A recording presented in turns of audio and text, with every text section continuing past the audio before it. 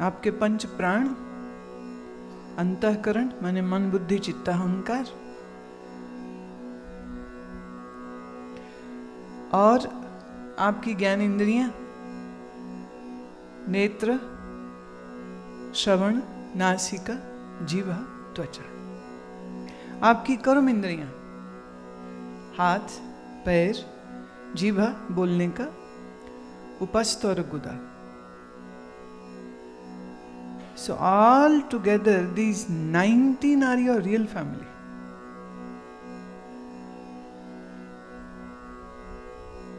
ये असली परिवार है आपका। ये शरीर भी असली परिवार नहीं, ये तो टेम्परेरी मिलता है, निकल जाता है। तो कई कई जन्मों से यही मन चल रहा है आपका, कई कई जन्मों से यही बुद्धि चल रही है, यही प्राण चल रहे हैं, यही इंद्रियां चल रही हैं। इंद्रियों की जो शक्ति है, इंद्रिय नेत्र को नहीं कहते, the eyes are not the senses, the power to see is the indriya, that's a difference. तो सर्वेशाम माने इस सब को, तो इस सब में क्या हो गया आपका, ये जिसको हम ये भी कह सकते हैं सूक्ष्म शरीर का टोटल इंग्रेडिएंट ये है। सूक्ष्म शरीर इसी को कहते हैं।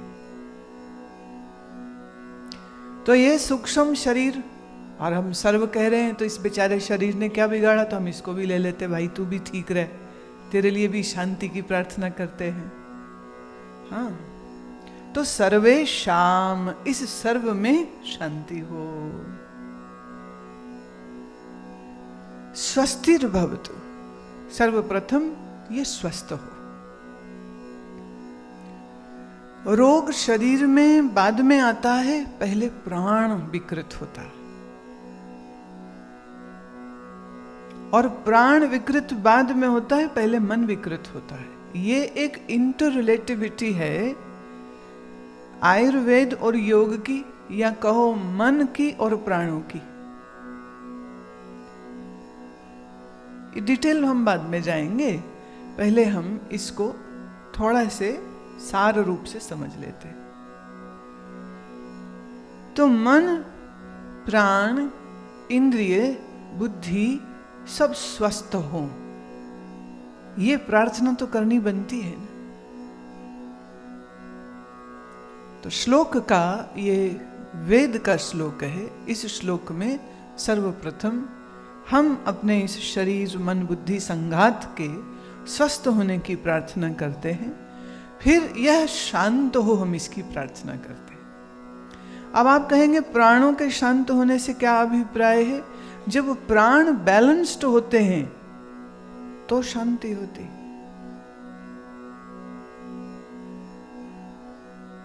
फिर इसमें बहुत सारी डिटेल्स हैं, वो बाद का विषय हम लेंगे। सर्वेशाम पूर्णम भवतु, हमारे जीवन में पूर्णता हो। ये जो आधा अधूरा हम जीते हैं, इस आधे अधूरे कटे फटे से हम बाहर निकल सकें। अधूरे नहीं, हम पूर्ण हों, हम संपूर्ण हों। मैंने कल भी कहा, आप जो सोचते हैं ये नहीं हो सकता है, हमें वही तो करना है। अभी हमेशा यही लगता है अधूरे हैं, मन से अधूरे हैं, साधना से अधूरे हैं, सत्वगुण से अधूरे हैं, इससे अधूरे हैं, उससे अधूरे हैं। पर हमारी कामना क्या है, हमारी प्रार्थना क्या है? प्रार्थना है हम पूर्ण हों। तो टारगेट तो क्लियर होना चाहिए। अपूर्ण जन्मे सही, अपूर्ण मरे नहीं। अधूरे जन्मे सही, अधूरे मरे नहीं। तो ऋषि कहता है प्रार्थना करो, सर्वेशाम पूर्णम भवतु। भवतु मैंने लेट इट बी सो, ऐसा ही हो। सर्वेशाम मंगलम भवतु। और चौथे हिस्से में आती है शुभ्रता की, मंगल की कामना। सर्व ओर मंगल हो, मंगल हो, कल्याण हो। सर्व ओर जब मंगल और कल्याण होगा तो क्या निकलेगा? उसमें से आनंद निकलता है। संयमित, स्वस्थ, शांत जब हम होते हैं तो ही आनंद उत्पन्न होता है। तो आनंद कोई आकाश से उतरने वाली वस्तु का नाम नहीं है। आनंद है when the perfect balance will happen, the Anand is going to be the result of it. तो क्या होगा, कैसे होगा, इसके क्या साधन होंगे, what we should do, what we should not do, ये सब बाद की बातें हैं। पहले मूलभूत जो हमारी इच्छा है उसको हम प्रार्थनामयी बनाकर ऋषि के इस आवाहन के साथ अपने मन को जोड़ते हैं और पूरे हृदय के साथ, पूरे भाव के साथ, पूरे मन के साथ श्रद्धापूर्ण होकर के इस वैदिक श्लोक का उच्चारण हम करेंगे। एक बार मैं बोलूँगी और उसके बाद आप उसको उच्चारित कीजिएगा। So once I'll say, then you will repeat after me. But mind it, don't do lip service because it is for you. Be selfish, do it from heart. Be selfish today. क्योंकि जितने दिल से इसे करेंगे, इस भावना को, इस विचार को, इस संकल्प को, इस प्रार्थना को, उतनी ही उसकी पूर्णता की कन्फर्मेशन हो जाएगी। So it is all on you. मैं कितने भाव से इसको गाऊंगी या मैं कितने भाव से इसको बोलूंगी, that doesn't matters at all. क्योंकि ईश्वर कृपा से मेरा काम तो हो चुका है, आपका बाकी है। इसलिए आप मेरी ओर मत देखना, नेत्र बंद कर पूरे मन और भाव के साथ इस वैदिक मंत्र का प्रार्थनामयी, भावमयी उच्चारण कीजिएगा।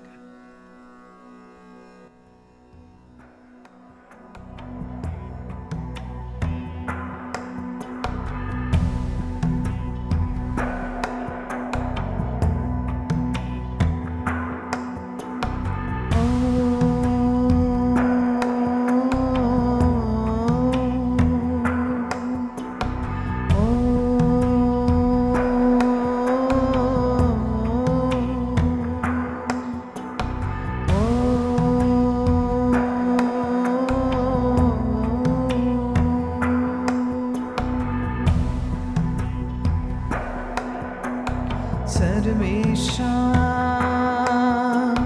स्वस्तिर्भवतु।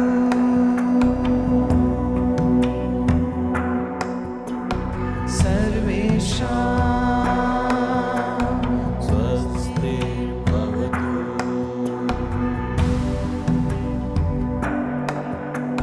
सर्वेषां शान्तिर्भवतु।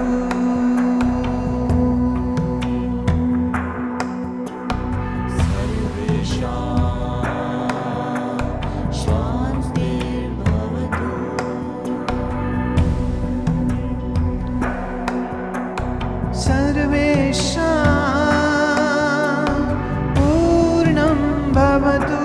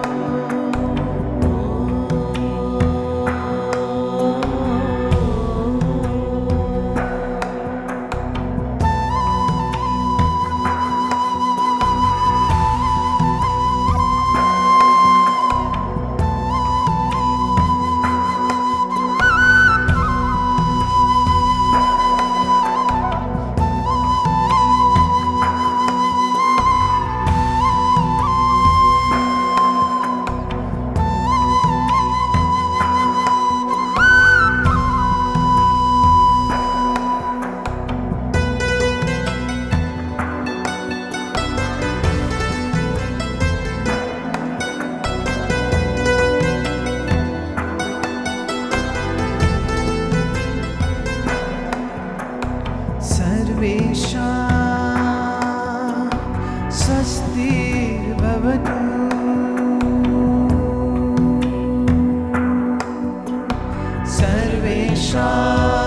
सर्वेषां स्वस्तिर्भवतु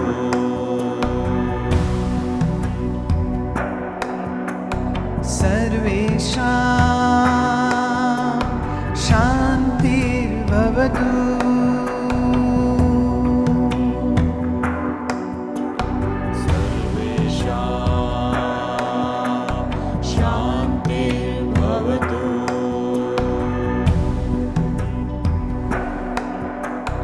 सर्वेषां पूर्णं भवतु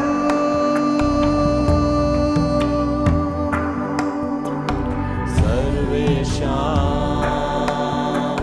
पूर्णं भवतु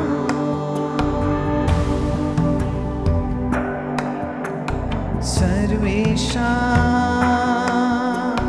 मङ्गलं भवतु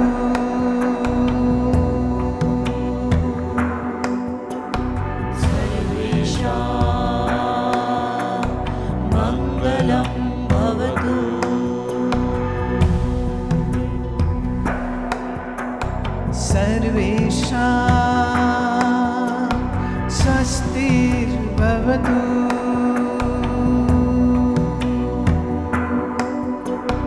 सर्वेषां स्वस्तिर्भवतु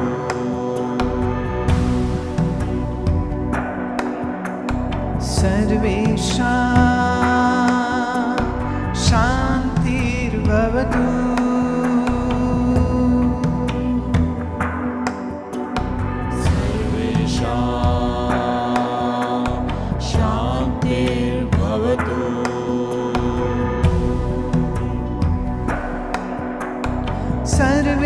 सर्वेषां पूर्णं भवतु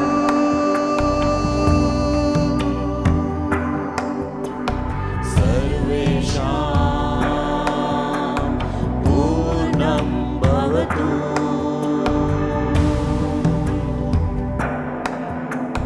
सर्वेषां मङ्गलं भवतु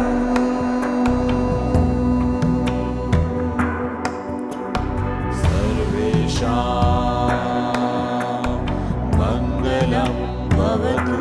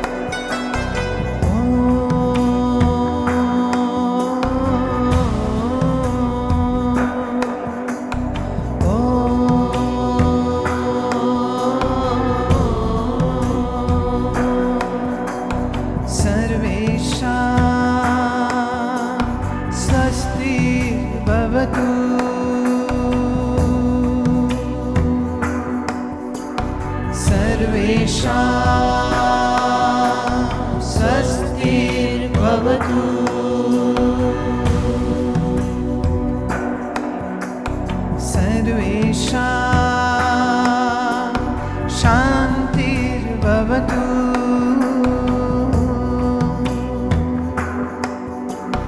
सर्वेषां शान्तिर्भवतु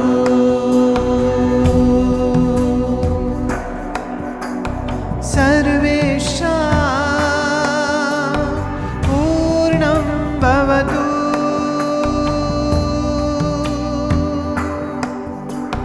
सर्वेषां पूर्णं भवतु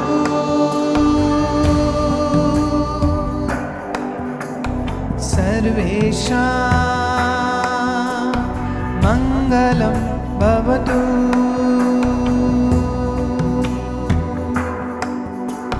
सर्वेषां मङ्गलं भवतु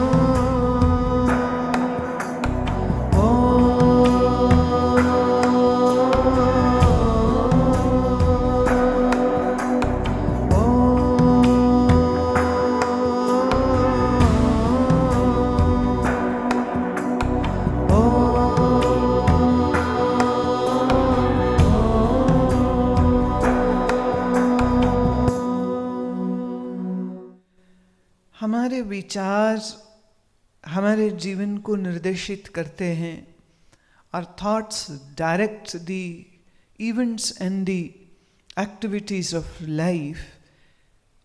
इसलिए अपने विचारों को हमेशा शुभ रखना चाहिए।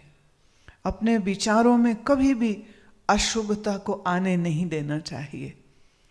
कितना भी कठिन समय हो, कितनी भी मुश्किल हालात हों, कितनी भी भयावह स्थिति हो, तो भी never allow pessimism to come in your mind. मन में कभी भी इस विचार को आने की इजाजत नहीं देनी चाहिए जिस विचार की वजह से आपके मन में अंधेरा और बढ़ जाए।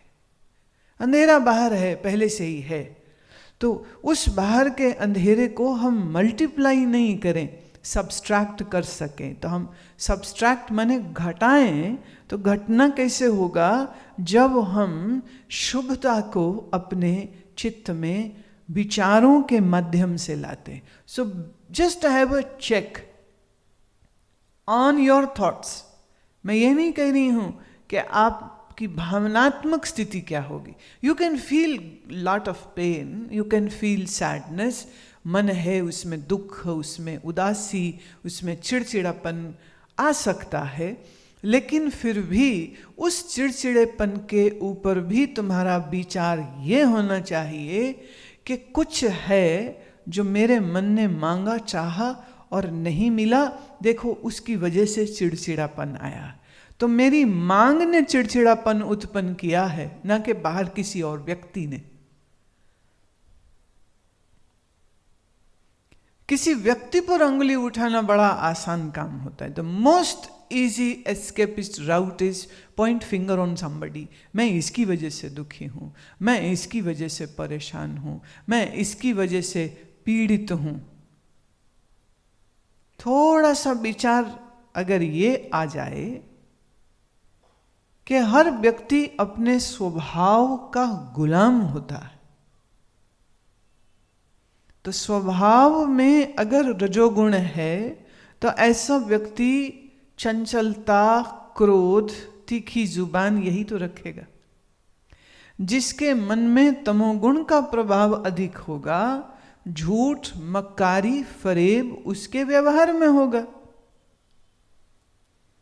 और जिसके मन में सत्व गुण अधिक होगा उसके वाणी में सत्य, उसके बोलने में मधुरता, उसके स्वभाव में नम्रता अपने आप ही आ जाती।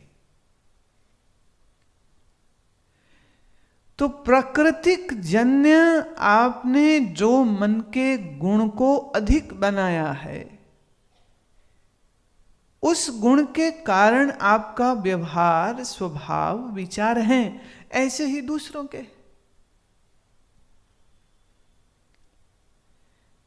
ऐसे ही दूसरों के। तो एक स्पेस अपने आप को भी दे देनी चाहिए और दूसरे को भी दे देनी चाहिए। जैसे आप अपने स्वभाव से बंधे हुए हैं, अपने गुणों से बंधे हुए हैं, ऐसे वो भी बंधा हुआ। और प्रारब्ध वशात पूर्व के कर्म के भोग के हेतु आपको बुरे, अच्छे, बहुत बुरे या बहुत अच्छे रिश्तेदार, दोस्त मिलने ही वाले। You can't do anything about it. तो ऐसी स्थिति में ये अगर हम समझ लें, इस विचार को अगर हम दृढ़ता से मान लें, निश्चय बना लें कि हर व्यक्ति अपने गुणों का गुलाम होता है। जैसे गुण होंगे वैसा स्वभाव होगा, जैसा स्वभाव होगा वैसा व्यवहार होगा। अब नीम का स्वभाव है कड़वा होना, तुम जितनी मर्जी नीम की आरती पूजा कर लो, नीम मीठी नहीं होने वाली। और आम का स्वभाव है मीठा होना, आप जितना मर्जी उसको कड़वा बनाना चाहिए वो कड़वा होगा नहीं, वो मीठा रहेगा, गुड़ मीठा रहेगा।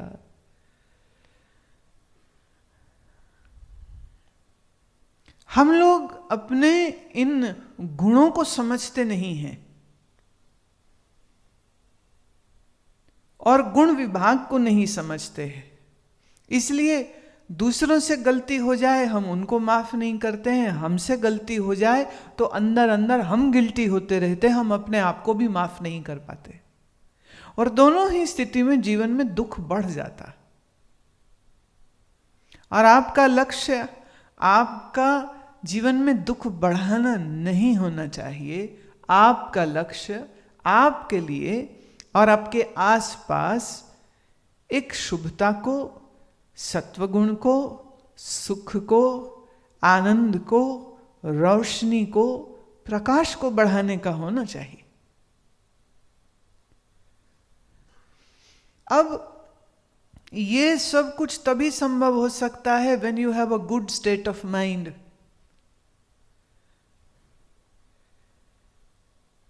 अगर आपके मन की स्थिति अच्छी नहीं है तो सुनी सुनाई कोई बात आपके किसी काम नहीं आने वाली। सुनी सुनाई हुई बातें याद उसी के रहेंगी जिस व्यक्ति ने याद रखने लायक मन को शांत तो रखा हो, जिसका मन हड़बड़ाहट में है, क्रोध में है, चिड़चिड़ा है, चंचल है। उसको सुना सुनाया ज्ञान कभी काम नहीं आता। और फिर जब ज्ञान भी काम नहीं आता है और काम भी उल्टा हो जाता है तो दुख ज्यादा हो जाता है, क्योंकि हम खुद को ही क्षमा नहीं कर पाते। अरे हम तो सत्संग सुनते हैं, हम ऐसा कैसे कर सकते हैं, हमारे अंदर ऐसा क्रोध कैसे आ गया, हमने किसी के साथ ऐसा बुरा कैसे कर दिया, हमने कैसे ये काम कर दिया, how could I do that. तो we keep on judging ourselves and then we are unable to forgive ourselves. मैं ये समझती हूं जितने दुखी शायद धार्मिक लोग होते हैं ना, गैर धार्मिक लोग उतने दुखी नहीं होते, क्योंकि वो बुरा करेंगे तो करते ही जाएंगे, करते ही जाएंगे। वो सोचेंगे थोड़े ना कि इस कर्म का क्या नतीजा होने वाला है।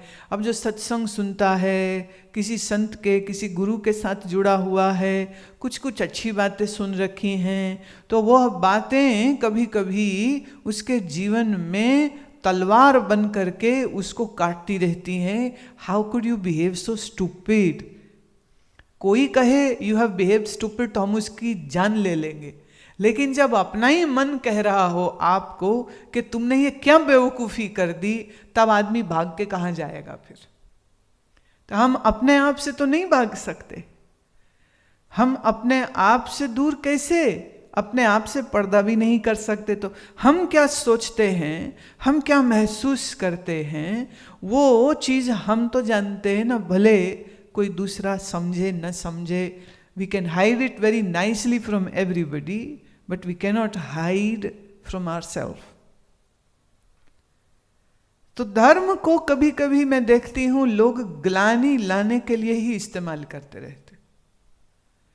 धर्म आपको दुखी करने के लिए नहीं है, धर्म आपको सुखी करने के लिए।